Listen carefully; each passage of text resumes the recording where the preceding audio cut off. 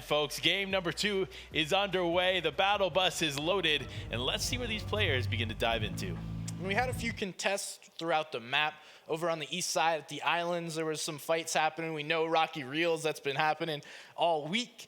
Then Chonkers, that's a contest, but not necessarily a fight off spawn. We'll continue to see how exactly this plays out. If these players decide to change things up after one match pan, I'm not switching up too much. I'm going with my game plan because whatever they did and their game plan, that got them here. So you got to stick with that. You do. You got to stick with it. Whatever's working for them, you got to make it happen. Again, like I've said before, if it ain't broke, don't fix it. So for a lot of these teams that are finding success, finding their way into the end game, keep doing what you're doing in the early mid game. Make maybe a few adjustments to the end game, right? So you can stay alive a little bit longer, and then go for those elimination points in that VR. Because remember, in the standard BR, in the Fortnite Battle Royale, really those elimination points tend to come from the end game. They definitely do. And you pick up the elims and the placement comes. All you have to do is continue to stay up and alive. It's looking like Shuffled Shrines is also being fought. We see Hero and Spy over at these islands. Last game, they were contested by Bloomy and Arab. That fight occurred, and Arab and Bloomy got the best of that one. Looks like Falcon and Spy already in a good spot. Refscard gets a knock there on the Fatch, though. That's an early elim that might come through. Likely going to be in the distance, knowing those two drops, but we're tuning right back in. Shuffled Shrine, FHD and Yonks already getting a knock here on the Ron. Ooh, that is a tough start there for Ronaldo, but Creo's still alive here. And if I do say so myself, the more experienced player is still in this game in Creo. So there's still a lot of potential for him to come back, make something happen here as a solo player. But now it is FHD Yonks just looking for Creo. They're hunting. They're on the prowl, just trying to finish this up here between the two of them, and it looks like they might just go by him. Yeah, they looked right where he's at, and Creo's just sitting behind that wall, right hand peeking it, so they can't see him. He can see where they're at. And likely this is going to be a long wait for Creo to try and go get that reboot card and bring his teammate back into the game. Because, man, it is going to be the entire loot session for Yonks and FHD that he has to wait and hopefully not get seen. Now tuning over to these islands here, we have Arab and Bloomy trying to grab as much loot as they can. It's a tough place to split when you're doing a team going one area of these islands and one team going the other. It's not exactly the most condensed loot area. It definitely isn't.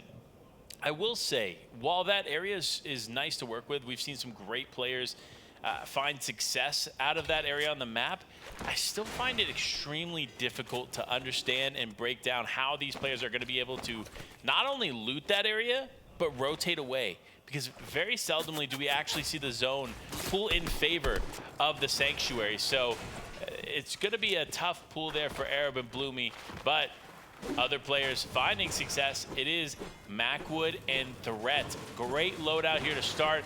I mean, that legendary striker pump shotgun. Ooh, I would love to see that in my own inventory. I would too. Hey, that's all you can ask for to start the game. But to get back to your point about rotating out of those islands, I watched Quanti and Polarized on FNCS use the various different mobilities. So there's rifts over there. You can use the foundation statue to fly up in the air. The one problem that you can have is when players are sitting nearby, you just get beamed out of the sky and you have no protection while trying to glide. Now we see actually Yonks does get the knock there on the Creo, so that's going to be that duo fully eliminated. And this fight over here, Rapid, Chapix, and Zandy actually getting involved. So it's not just Peak, Rapid, Malfin, and Doken, but there is now 3 teams fighting over at Rocky Reels. Several teams here just trying to survive here, get some points on the board, but oh my gosh, just immediately getting tagged there. Rapid almost getting taken out. Needs to be careful. It does look like that's potentially another team. I think that was Dubs and Bizzle there in the distance, getting some really nice surge tags. So that's going to be huge for them. We'll see if they can maintain that consistency going into the rest of these games, because you know how important those early game surge tags are. And you got to be loving that if you're Dubs and Bizzle. Obviously, you want the knock there and the more damage, but nonetheless, that is a massive fight that's going to consistently happen. And we're already seeing 3 duos come over there, so this could be their surge plan. Just walk over to Rocky Reels, see the fight happening, take the free tags and continue to rotate like they are now.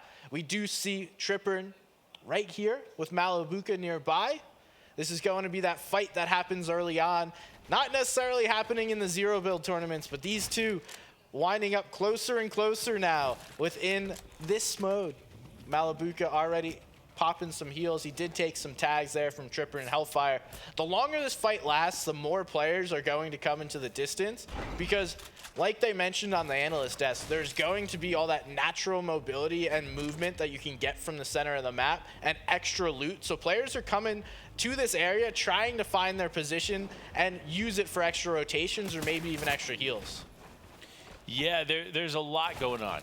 A lot of extra stuff they can pick up here. A lot of excess that they're able to kind of rotate through. But nevertheless, Hellfire, Tripper, and still finding themselves close to Loot Lake. It seems like they're pretty fond of it, right? It's zero build, Fortnite BR, doesn't matter. They still find themselves close to Loot Lake, just like Epic Whale and Malabuka. A great first game, by the way, for Epic Whale Malabuka.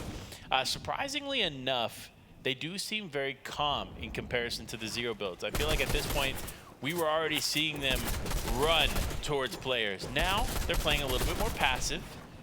Unlike Kovacs and Refsguard here, just trying to get tall. And putting the shots on, Refsguard's gonna get the knock there onto Milan. Now it's all up to Mitro. He gets some big shots on there to Kovacs, almost gets the knock, but no, Refsguard comes to help his duo, and Mitro gets quickly pinched. That's the end of that fight, and that took no time at all. No time at all, but Kovacs now gonna need to heal up here before any type of rotation takes place. But looking at the map, they really don't have to go far. This is what you asked for in this early game, getting those fights, getting that momentum, not only just for the Storm Surge tags, but just to feel good. Now we're seeing another fight take place. We have Pink and Anas going up against Arkram and Falconer. Looks like some damage was done to start this fight, but it's stalled out. Both players now healing up, getting as healthy as possible.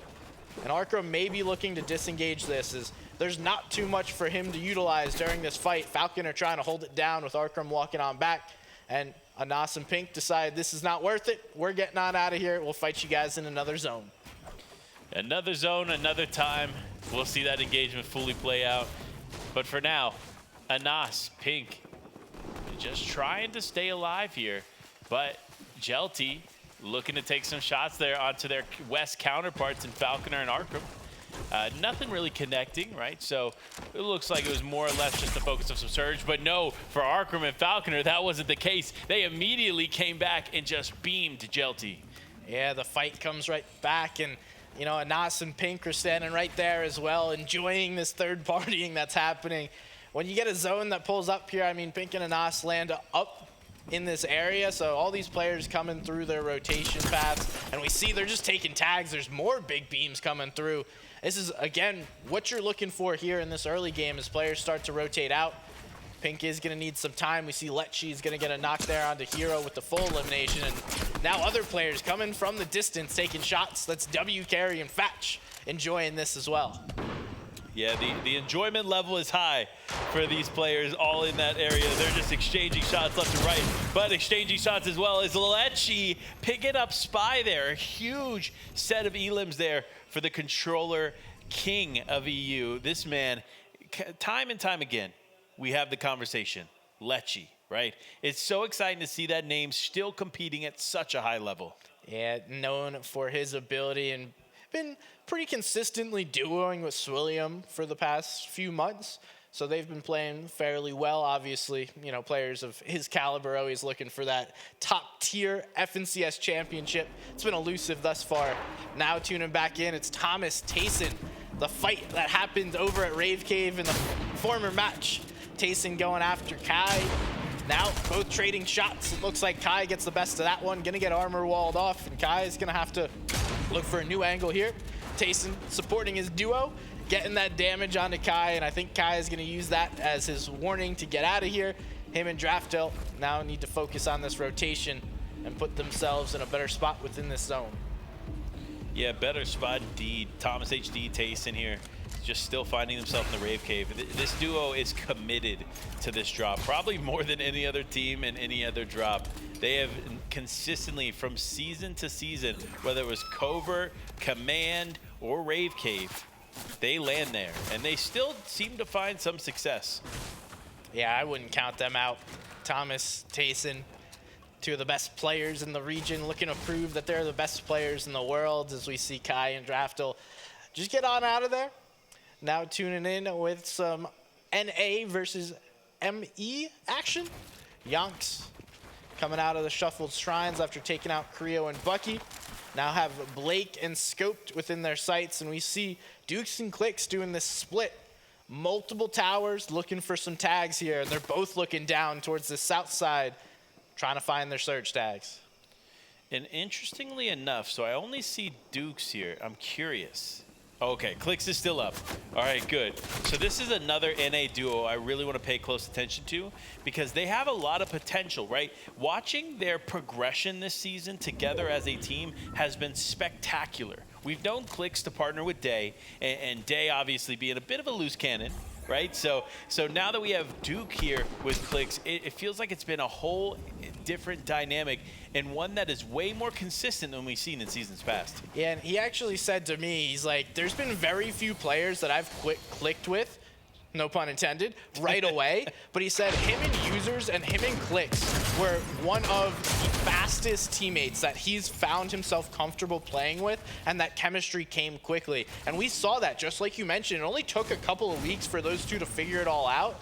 And he's confident, very confident in their performance here today. But Lecce getting involved in another fight here. That's Arab and Bloomy. They're just cleaning up everybody landing over at the islands. Wait a minute. Is Lecce and Swilliam on a warpath? What is going on here? 4 eliminations? We're only in zone 2. Slaying out, proving themselves already. And that's what you like to see. They're not going to worry about Surge at all, as we see Acorn and Edgy positioning themselves right next to Nema and Cal. This team performed quite well in match number 1.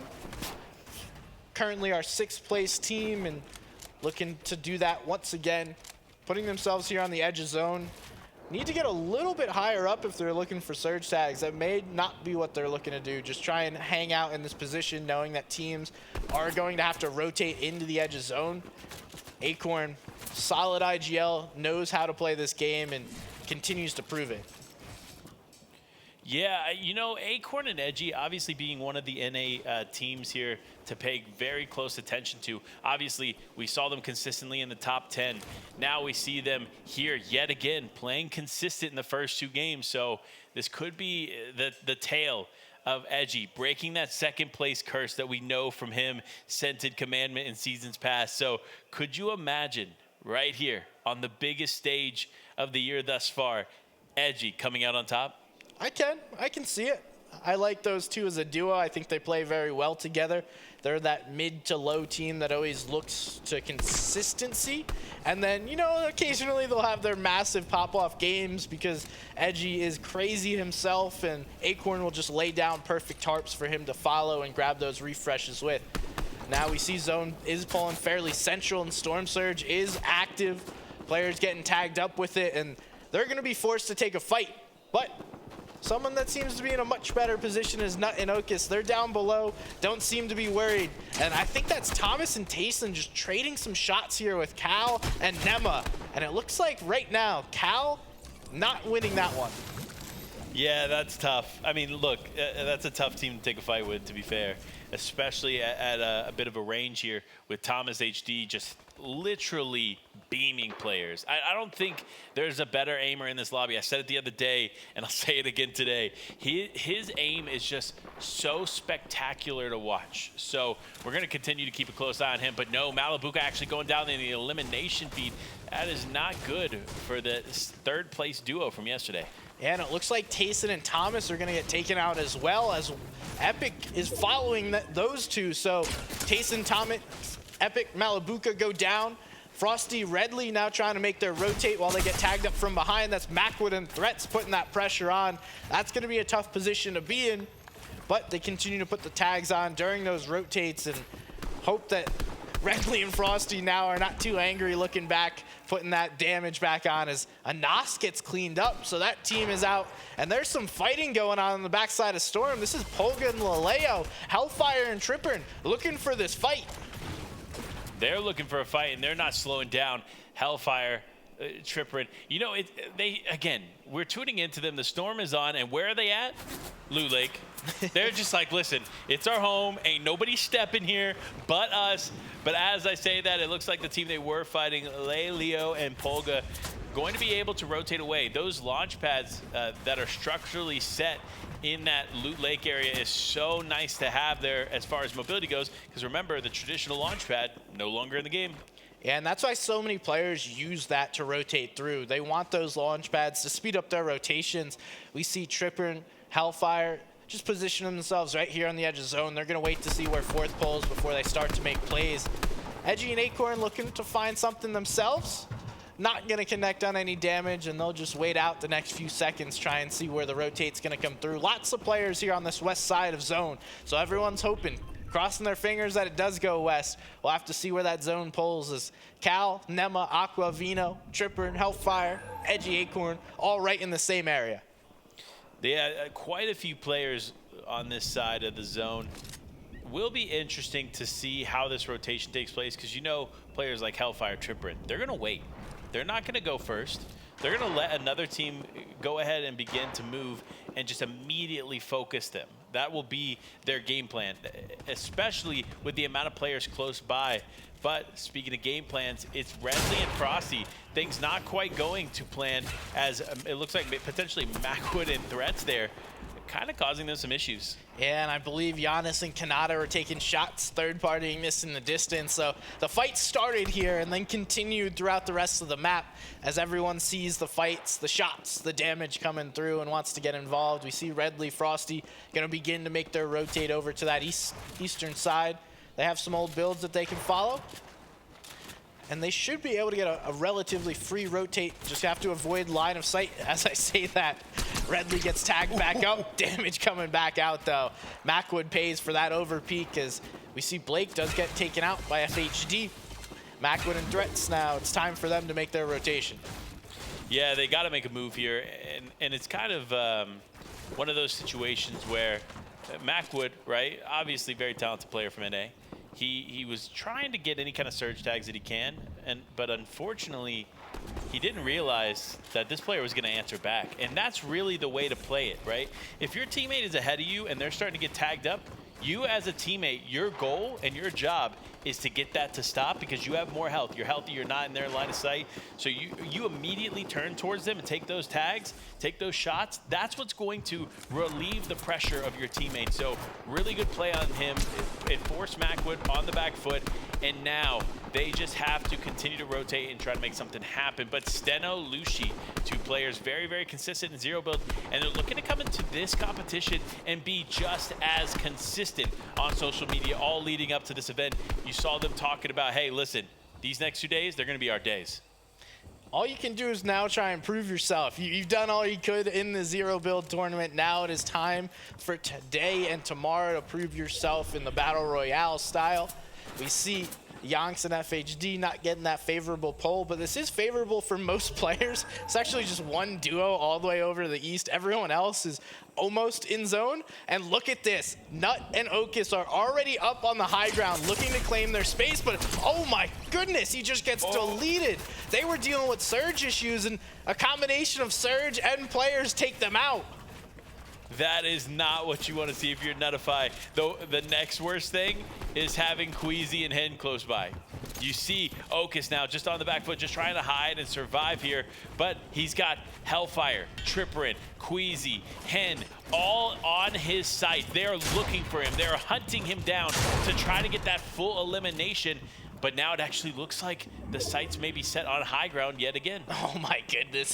These are the two teams that I expected to be on height. It's Queasy and Hen battling it out with Aqua and Veno, but Hellfire, Tripper trying to get that final elim here. They know they've taken out Nut. Okus is going to be the one to follow.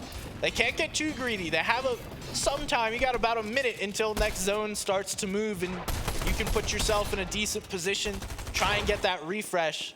Nonetheless, Queasy and Hen currently holding the high ground, although I expect that to change several times in this game. Yeah, they're warmed up now. They're ready to go, and already starting here with Hen and Queasy, using a lot of material. Can I just mention this? Look, 41 builds remaining here for Hen, and we're only in 5th zone. So he's definitely going to need a refresh on material alone. On top of that, he does have the med miss. So if he is forced to play back a zone, if he's forced to play Storm, he should be all right. However, with that lack of material, it's going to be a struggle for them to maintain high ground or even rotate for that matter.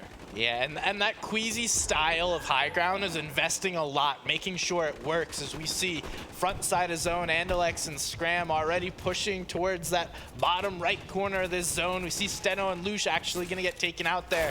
It's going to be Scram and Andalex on this front side, controlling this mid ground, looking to put themselves on the front and force everyone out of their position. FHD, Yonks in a similar spot, and then the pressure starts to come through. Using those pre-edits, nothing gonna connect. Andalex, one of the first few players I saw use pre-edits on a regular basis seasons ago.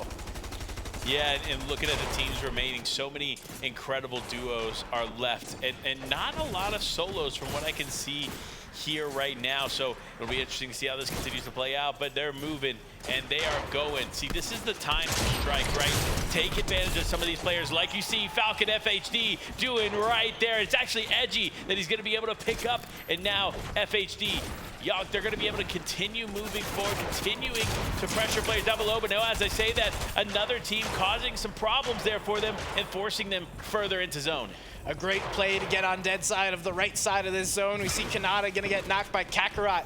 Duke is gonna be able to get Jelty, and Kanata fully taken out there by Kakarot. FHD doing a great job, tarping through, looking back for his teammate, trying to support him, and we see he is gonna go down. Scram and Andalex trying to find another refresh. That is another one right there. Put it in the bag, grab them all. That's Giannis going down, and they're gonna fight through all these builds. We're going through some old builds, and it's gonna be a tough spot to navigate through.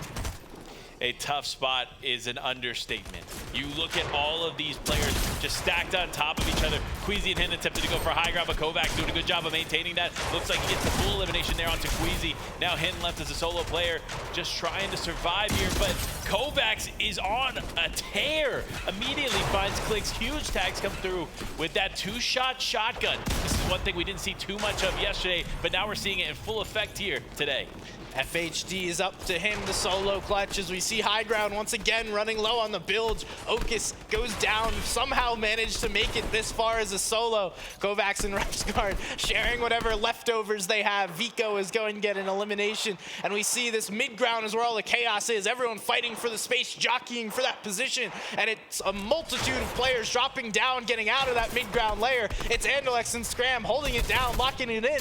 Tripper and Hellfire also doing the same. Now Repsguard looking to find that elimination to keep them on that high ground, but Tripper looking quite healthy with him and Hellfire.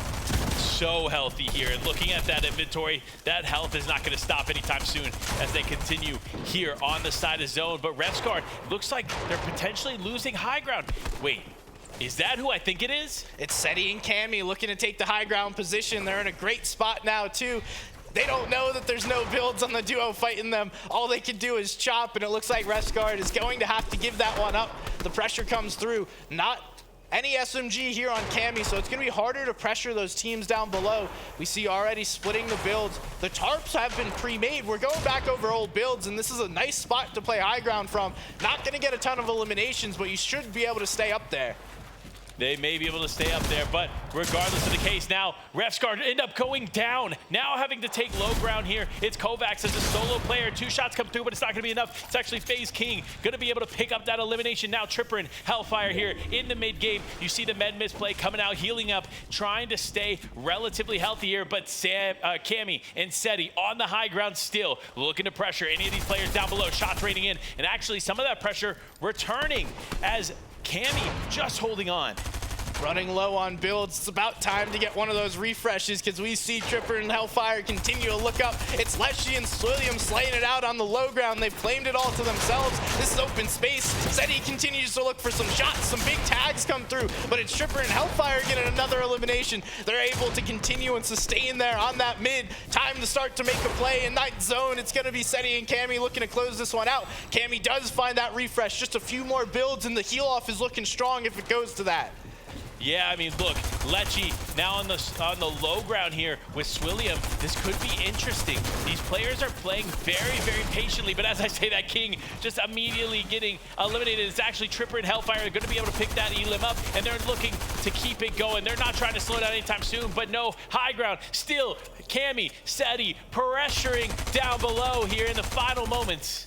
They're using everything that they can. We see multiple duos still alive. It's 3 of them. It's Swilliam, it's Lecce, it's Hellfire trying to play all by himself with Tripper and doing the same. 2 solos without much to their name. He goes down. It's up to Tripper who's coming from the backside. Lecce's gonna clean that one up with Swilliam. They're able to take that elimination. They get stonewalled. It's Seti and Cammy. It's Tripper. The chaos down below has been set up for Seti and Cammy. Massive Elim game from Lecce. Can he do something special? Seti and Cammy know he's on the backside. Can they make a play? Is it going to be Lecce doing something special? His final build, he's down to nothing. He goes down. It's Cammy and Seti taking match number 2. A11, all I'm going to say is